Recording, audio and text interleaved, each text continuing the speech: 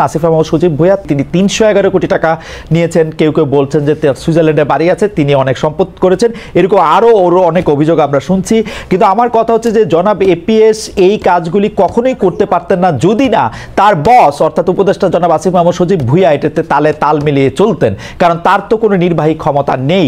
এই ব্যাপারটি আপনারা কেমনভাবে দেখছেন? এবং একইভাবে আপনাদের গাজী সালাউদ্দিন তানভীর, যিনি এনসিপির একজন যুগ্ম সদস্য সচিব ছিলেন, তাকেও আসলে বাদ দেওয়া হয়েছে, কারণ তার বিরুদ্ধে প্রায় একই ধরনের অভিযোগ স্বাস্থ্য উপদেষ্টার আরেকজন ব্যক্তিগত কর্মকর্তা। আপনি এগুলিকে কেমন ভাবে দেখছেন? আসলে মানে আপনার রাজনৈতিক দলটা মাত্র শুরু করেছেন, 2 মাস 3 মাসের মধ্যে অনেক বেশি জাজমেন্টের জায়গাও আপনারা পড়তেছেন, কিন্তু আসলে এইসব দুর্নীতির প্রশ্নে, টাকা মারার প্রশ্ন আপনারা আসলে কি বলবেন?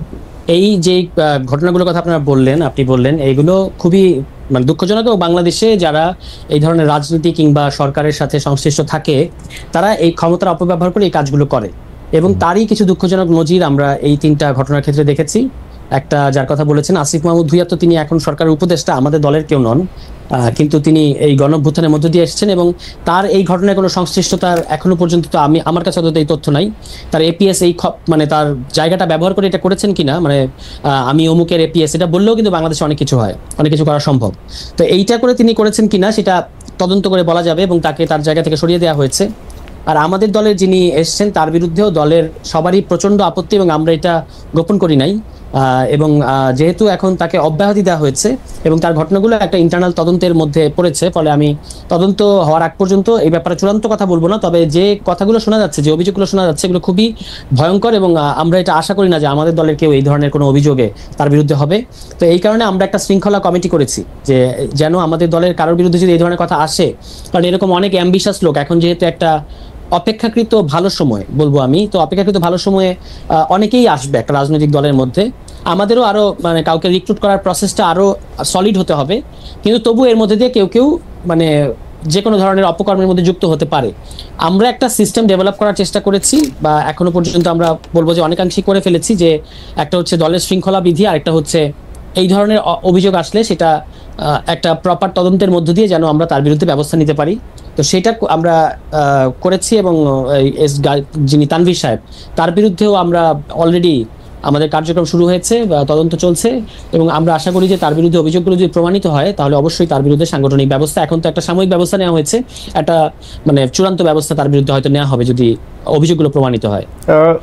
সংগঠনের ক্ষেত্রে আপনারা আসলে কোন নীতি অনুসরণ করছেন এসব ক্ষেত্রে? যেমন আমরা দেখছি যে আপনাদের একজন বড় নেতা সার্জিস আলম, তিনি যখন 150টি গাড়ি নিয়ে সেখানে গেলেন, সেটি নিয়ে আপনাদের দলের ভিতরে অনেক সমালোচনা হয়েছে। আমরা যখন দেখলাম যে আপনাদের একজন দলের বড় নেতা, উনি একটি বিরাট অফিসে বসে বিরাট করে একটু সিগনেচার দিয়ে একটু ছবি তুলছেন, সেটাও আপনাদের দলের মধ্যে অনেক সমালোচনা হয়েছে। আপনারা কি এগুলি দল থেকে উৎসাহিত করছেন, নাকি আপনারা দলের মধ্যে এগুলি প্রশ্নবিদ্ধ করছেন? আপনারা কি মনে করছেন যে আপনারা এরকম একটা দল হবেন যে যেমনি ইচ্ছা সে তেমন করুক, নাকি আপনাদের একটা নির্দিষ্ট একটা নীতিমালা বা গাইডলাইন আপনাদের আছে? আপনারা যে আমাদের পরিষ্কারভাবে আমরা চাই যে আমাদের দলের যারা নেতাকর্মী বা বিশেষত যারা কেন্দ্রীয় নেতা, এমনকি মহানগর বা জেলা পর্যায়ের নেতা, তারা যেন কোনো ধরনের অপকর্ম কিংবা এই ধরনের কর্মকাণ্ডে যেন না জড়ায়। তো সেই ক্ষেত্রে আমরা একটা প্রপার গাইডলাইন করেছি, এবং সেটা ইতিমধ্যেই আমাদের সংগঠনের নীতি নির্ধারণী ফোরামে প্রস্তাব করা হয়েছে। এটা আমরা একটা ওথ নেয়ার ব্যবস্থা হবে আমাদের, এবং সকল সংগঠনের সকল সংশ্লিষ্টরা এটাতে সাইন করবেন যে তিনি যদি এই নীতিমালা ভঙ্গ করেন তাহলে তার বিরুদ্ধে আসলে সাংগঠনিক ব্যবস্থা নেওয়া যাবে। তো এখন যে এই ইন্টারিম পর্যায়ে এগুলো ঘটছে তার কারণ হলো যে চারপাশে এত টোপ এবং এত ধরনের এখন প্রলোভন, যেহেতু একটা নতুন সময় এবং এত ধরনের প্রলোভন, অনেকেই প্রলোভনে হয়তো জড়িয়ে যাচ্ছে কোনো একটা টোপের ফাঁদে পড়ে। যারা রাজনীতিটাকে এরকম পয়সা বানানো কিংবা রাজনীতিকে মনে করেন যে একটা ক্ষমতা ব্যবহার করে নিজে ফুলে ফেপে ওঠা, তারাই সাময়িক সময়ের মধ্যে এই সুবিধাগুলো নেওয়ার চেষ্টা করবে। কিন্তু আমরা আমাদের দলের দিক থেকে খুবই স্ট্রিক্ট। আমাদের দলের কারো বিরুদ্ধে এই ধরনের কোনো অভিযোগ উঠলে তাকে কোনোভাবেই এই দলের রাজনীতি করতে দেওয়া হবে না, তার বিরুদ্ধে ব্যবস্থা নেওয়া হবে। অন্য যেটা বলেছেন যে শোডাউনের প্রশ্নে, এটা আমরা অনেকবার বলেছি যে আমাদের ক্ষেত্রে দুটো ডিলেমা তৈরি হয়েছে। একটা হচ্ছে আমরা বলছি একটা নতুন রাজনৈতিক বন্দোবস্তের কথা, আবার আমরা যখন স্থানীয় পর্যায়ে যাচ্ছি তখন ইতিমধ্যেই অন্তত দুটো শক্তিশালী দলকে আমাদের মোকাবেলা করতে হচ্ছে, একদিকে বিএনপি, একদিকে জামায়াত ইসলাম। আমরাও তো আসলে তাদের সাথে প্রতিযোগিতা করে ফার্স্ট পজিশনটা নিতে চাই। তো সেক্ষেত্রে যেটা হচ্ছে যে আমাদের অনেকের মধ্যে এরকম একটা চাপ তৈরি হচ্ছে যে কিভাবে আমি দ্রুত মানুষের কাছে পরিচিত হব। কিভাবে, বা আমাকে যে একটা গ্রহণযোগ্য জনপ্রতিনিধি হিসেবে মানুষ মনে করবে, সেটার জন্য আমাকে কি কি করতে হবে। তখন কারো কারো মনে হচ্ছে যে আমাকে হয়তো এমন একটা কিছু করতে হবে যে যার মধ্যে দিয়ে আমি দ্রুত অ্যাটেনশন পাবো। তো সেই ক্ষেত্রে আমাদের দলের একটা সাম্প্রতিক আমাদের আহ্বায়ক এবং সদস্য সচিব তারা একটা নির্দেশনা দিয়েছেন সংগঠনে যে আপাতত আমরা কোনো আসন কেন্দ্রিক কোনো ধরনের তৎপরতা চালাবো না। আমাদের এখন প্রধান কাজ হচ্ছে সংগঠন বিস্তৃত করা, এবং সেটা পুরো দেশে সংগঠন বিস্তৃত করতে হবে। এর মধ্যে দিয়ে আমরা নিবন্ধনটাও অর্জন করবো, মানে নিবন্ধনের যে শর্তগুলো আছে সেটা অর্জন করতে হবে। যেগুলো ঘটেছে, যতটুকু ঘটেছে এটা যেন আর না ঘটে, এই কারণে আমরা আমাদের সকল সংগঠকদের, যে সার্জিস আলম নিজেও আমাদের মানে অন্যতম প্রধান সংগঠক, তিনি উত্তরাঞ্চল সামলাবেন।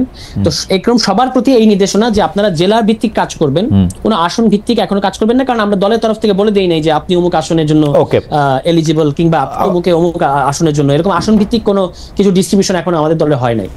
আপনাদের কাছে যে অনেক প্রলোভন আসতেছে এই কথা কিন্তু আমরাও বাইরে থেকে অনেক শুনতেছি। সেলিম ভাইও নিশ্চয়ই শুনেছেন, সেলিম ভাই নিশ্চয়ই এটা পর বলবেন।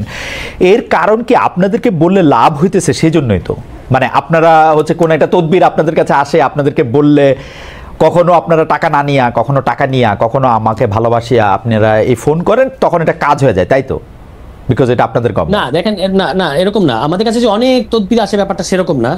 কেউ এরকম প্রলোভনে ফাঁদে পড়তে পারে বলে আমি আন্দাজ করছি, কারণ এরকম তো দুই একটা ঘটনা শোনা যাচ্ছে। আচ্ছা, কিন্তু অন্যান্য মানে এখন পরিস্থিতিটাই এমন, এখন একটু আগেও আপনার এখানে আলাপ হচ্ছিল শুরু করার আগে, যে পরিস্থিতিটাই বাংলাদেশে এমন যে প্রচুর মানুষ প্রচুর ধরনের তদবির করছে, সবাই সবার জন্য তদবির করছে যে যেভাবে পারছে। এবং এটা শুধু এনসিপির কাছে তদবির আসে ব্যাপারটা এরকম না, আরো এর অন্তত 4-5 গুণ বেশি তদবির আসে বড় রাজনৈতিক দলগুলোর কাছে, এবং তারা এটাকে কিভাবে ব্যবহার করে সেই কিছু কথা আমরাও শুনতে পাই। আমাদের দিক থেকে দেখেন, আমার কাছে অনেক সময় অনেকে বিপদে পড়ে আসছে। যেমন আজকে কালিয়াকৈরের একটা ঘটনা, আমি একটা খুবই দরিদ্র পরিবার, তার একটা মেয়ের সাথে খুবই বাজে একটা ঘটনা ঘটেছে। তিনি আমার কাছে চাচ্ছেন যে তিনি কিভাবে আইন আদালত করবেন তিনি জানেন না, তো আমার কাছে তিনি একটা সহযোগিতা চেয়েছেন। তো সেক্ষেত্রে আমি আমাদের কালিয়াকৈরে যিনি আছেন দায়িত্বশীল, তার সাথে আমি যোগাযোগ করিয়ে দিয়েছি। এটাকে অবশ্য তদবির বলা যাবে না, হয়তো এটা একটা তিনি বিপদে পড়ে এসেছেন, এরকম কিছু বিপদে পড়েও কিন্তু আমাদের কাছে আসছে। আমার মনে হয় যে আপনার বক্তব্য পরিষ্কার। আমি এই ব্যাপারে একটু শেষ প্রশ্ন করে আপনি একটু অল্প করে যদি এটার একটু উত্তর দেন এই একই প্রসঙ্গে, তারপর আমরা আবার একটু সেলিম ভাইয়ের কাছে যাবো। যে গত শুক্রবার আপনাদের 9 ঘন্টার মিটিং হয়েছে আপনাদের প্রধান কার্যালয়ে।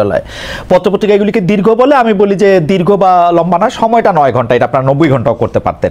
সেই সূত্র ধরে প্রথম আলো একটা প্রতিবেদন করে, যেখানে প্রথমে বলা হয়েছিল মিটিংয়ে জনাব সার্জিস এবং জনাব হাসান আব্দুল্লাহর বিলাসী জীবনে প্রশ্ন করা হয়েছে।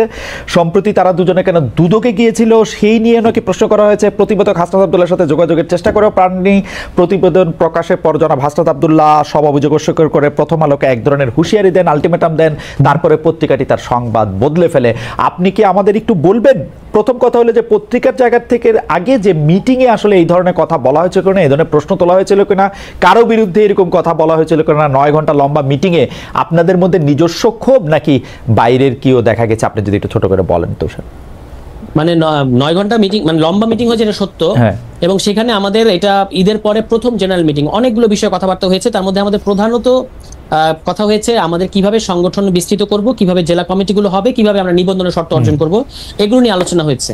তার মধ্যে এই যে কথাগুলো সোশ্যাল মিডিয়ায় নানা ধরনের যে অভিযোগগুলো এসেছে কারোর ব্যাপারে, সেগুলো নিয়ে কথা হয়েছে। কিন্তু এখানে যেটা প্রথম আলো নিউজে যেটা আমাদেরকে অবাক করেছে, যে এখানে কিন্তু হাসনাতের বিরুদ্ধে কোনো কথা আসে নাই, যে হাসনাতের বিলাসী জীবন বা এই ধরনের কোনো কিছু। তারা বলেছেন যে 5 জন, আমাদের কোনো 5 জন নেতার সাথে নাকি তারা কথা বলেছেন।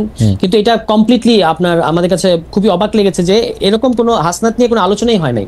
সার্জিসের শোডাউন নিয়ে যে সমালোচনা কিছু হয়েছে সোশ্যাল মিডিয়ায়, মানুষ যেটা পছন্দ করে নাই, এই কথাটা প্রসঙ্গটা তোলা হয়েছে। বিলাসী জীবন নিয়ে কোনো আলোচনা হয় নাই। আর যিনি আরেকজন আছেন তানভীর সাহেব, তার যে এই যে অভিযোগগুলোর কথা বললেন, তার অভিযোগের ব্যাপারে তার কাছে আমরা ব্যাখ্যা চেয়েছি ওই মিটিং এর মধ্যে, এবং সেটা নিয়ে কথাবার্তা হয়েছে। কিন্তু নিউজটা খুব আমার কাছে, মানে অন্তত প্রথম আলোর কাছ থেকে এই নিউজটা আসবে এরকম আমি ভাবি নাই। তার কারণ হলো, একটা সংগঠনে জেনারেল মিটিং যখন হয়, ওই সংগঠন কিছু জিনিস নিজেদের মধ্যে রাখতে চায় আর কিছু জিনিস সে পাবলিক করে। তো ধরুন আমরা যেটা প্রেস রিলিজ দিয়ে জানাবো সেটা হচ্ছে আমরা এই কথাগুলো জানাতে চাই, আর কিছু জিনিস আছে আমরা ইন্টারনালি ডিল করতে চাই। হ্যাঁ, এবং আমি যখন এই যে কথা বলছি, সংবাদপত্রের রিপোর্টারদের দায়িত্বই তো যেটা আপনারা জানাতে চান না সেটা জানানো। যদি আপনি প্রেস রিলিজে যেটা জানাবেন তার জন্য তো সাংবাদিক দরকার নাই, আমার মতো দুই একটা পিআরের লোক হইলেই হবে, পাবলিক রিলেশনসের লোক হইলে হবে, দ্যাটস ফাইন। কিন্তু আপনি যখন মানে আমার কোনো নেতার কাছ থেকে কোনো ইনফরমেশন পেয়ে সেটাকে আবার একটু বিকৃতভাবে উপস্থাপন করছেন, তখন তো একটা সমস্যা তৈরি হয়। বিকৃতভাবে উপস্থাপন করেছেন কিনা সেটা তো হচ্ছে অবশ্যই প্রশ্ন। অবশ্যই। আরেকটা জিনিস আমি বলি খালেদ ভাই, এরকম আরো একটা প্রধান সারির দৈনিক তারা একবার নিউজ করলো, যখন আমাদের জাতীয় নাগরিক কমিটিতে যখন জুনায়েদ ছিলেন, তাকে নিয়ে নাকি মিটিং এ আপনার তার প্রশ্নে নাকি সংগঠনের দ্বিধা বিভক্তি তৈরি হয়েছে, যেটা একেবারে কমপ্লিটলি ফেব্রিকেটেড ছিল। কারণ ওই মিটিং এ আমি দায়িত্ব নিয়ে বলতে পারি জুনায়েদ কোনো এজেন্ডাই ছিল না, কিন্তু তারপরেও এভাবেই নিউজটা করা হয়েছে। তখন আমরা যখন রিজয়েন্ডার দিলাম যে জুনায়েদ তো আমাদের মিটিং এ কোনো আলাদা করে কোনো এজেন্ডাই ছিল না, তখন কিন্তু এই পত্রিকা স্বীকার করতে বাধ্য হলো যে হ্যাঁ আসলে আমরা পরে খবর পেয়েছি আমাদের সোর্সের কাছ থেকে যে জুনায়েদ কোনো এজেন্ডা ছিল না। তবু তারা ওই যে নিউজ করার যে প্রক্রিয়া সেটা থেকে কিন্তু তারা সরে আসে নাই। তো আমি এটার কথা বলছি যে ধরেন আমাদের সংগঠনের কারো কাছ থেকে আপনি গোপনে একটা কিছু জানলেন, সেটাতে নিউজ করে দিলেন, এটা আসলে কতটুকু আমি জানি না যে সাংবাদিকতা গোপনে জানলে গোপনে না, আপনি আর ভালো বলতে পারবেন। আমি আপনাকে আমার কথা যদি আপনার আমার মানে আমি 1993 সাল থেকে সাংবাদিক করাই। আমার আন্ডারস্ট্যান্ডিং অফ সাংবাদিকতা হচ্ছে যে যদি একমাত্র আমার দায় হচ্ছে পাবলিক ইন্টারেস্টের কাছে, আপনার কাছে থেকে যদি কোনো তথ্য আমি অফ দ্য রেকর্ড জানি, অবশ্যই এটা আমি জানাবো না, কিন্তু কোনো তথ্য যদি আমাকে ভিতরের কোনো সোর্স জানায় এবং এটা যদি আমি ভেরিফাই করে আমি এটা জানতে পারি যে এটা সত্য, এটা আপনার পছন্দ হোক না হোক এটা আমার জানাইতেই হবে। এটা আমার সাংবাদিক হিসাবে এটা আমার দায়িত্ব, আমার কিছু করার নাই। মানে এতে আপনি আমাকে কম ভালোবাসবেন, এখন আমি আর কি করবো, একটু গ্রিস আমার নিতে হবে। বাট আপনি খুব পরিষ্কার, ঠিক আছে সেটা না খালিদ ভাই, মানে একটা হচ্ছে যে তথ্যটা তো সত্য হতে হবে,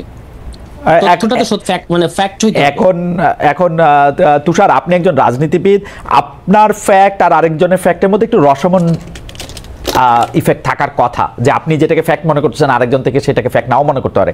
কিন্তু কোনো কিছু যদি হাসনাতকে নিয়ে, হাসনাতের বিলাসী জীবন নিয়ে কোনো কথা হয় নাই, এটা তো সেইটা তো আমরা দেখতেই পাচ্ছি। প্রথম আলো তো কোনো ধরনের কোনো ডিসক্লেইমার না দিয়েই সব ইয়াটা বদলে দিয়েছিল, তারও 3 ঘন্টা পরে তারা মানে অন্য আরেকটা ছোট্ট করে একটা সংশোধনী দিয়েছে। এটা অবশ্যই এটা ঠিক যে প্রথম আলো নৈতিকভাবে এখানে স্ট্যান্ড নিতে পারে নাই, তার কোনো ক্লিয়ার অবস্থান নাই। সে যদি আপনাদের রাজনৈতিক দলের কাছ থেকে নথি স্বীকার করে থাকে সেটাও তার দুর্বলতা, আর যদি সে সত্য অসত্য করে সেটাও তার দুর্বলতা, তার পুরো প্রক্রিয়া দুর্বল। কিন্তু হাসনাতকে নিয়ে কোনো হাসনাতের বিলাসী জীবন বা এই ধরনের কোনো প্রসঙ্গই ওঠে নাই। তাহলে এইটা যখন আপনি ডিফেন্ড করতে পারলেন না, আমি যখন খালেদ ভাই যখন আপনি প্রশ্নটা করলেন, আমি যখন বললাম যে না এটা আমাদের মিটিং এর কথাই ছিল না, তখন আপনি যদি এটা ডিফেন্ড করতে না পারেন তখন কিন্তু আপনার জায়গাটা প্রশ্নবিদ্ধ হয়। আমি এটা বলার চেষ্টা আমি অ্যাবসলিউটলি, কিন্তু দ্য ওয়ে সংবাদ মাধ্যমকে ডিল করা হচ্ছে সেটা নিশ্চয়ই আপনারা আরেকটু ভাববেন, এবং আপনাদের দলের মধ্যে থেকে যা কিছু আছে বা যেসব কথাগুলি বাইরেও বলা হইতেছে সেসব কথাগুলির এক ধরনের ব্যাখ্যা একটা জায়গা থেকে আমরা দাবি করি। আমি শুধু প্রশ্নটা করে রাখি, জনাব হাসনাত আব্দুল্লাহ আরেকটা স্ট্যাটাসে বলেছিলেন রয়ের সাথে আলোচনা করে এসে আমাদের ব্যাপারে কোনো প্রশ্ন বা ইলেকশনের ব্যাপারে কোনো প্রশ্ন করা ঠিক হবে না, এরকম একটা লাইন তিনি বলেছিলেন। আমরা একটু বলতে চাই রয়ের সাথে কে মিটিং করেছেন এবং এখানে কোত্থেকে আসলো, এখানে ইলেকশনের প্রসঙ্গ কোত্থেকে আসলো। আমি যদি এখন ইলেকশনের কথা বলি সেটা তো এই রয়ের কথাই বলা হবে কিনা, আপনারা একই বিড়াল বারবার বা একই কি জানি শিয়াল কুমির কি জানি একটা বারবার দেখাচ্ছেন কিনা সেটাও আপনারা একটু দেখবেন।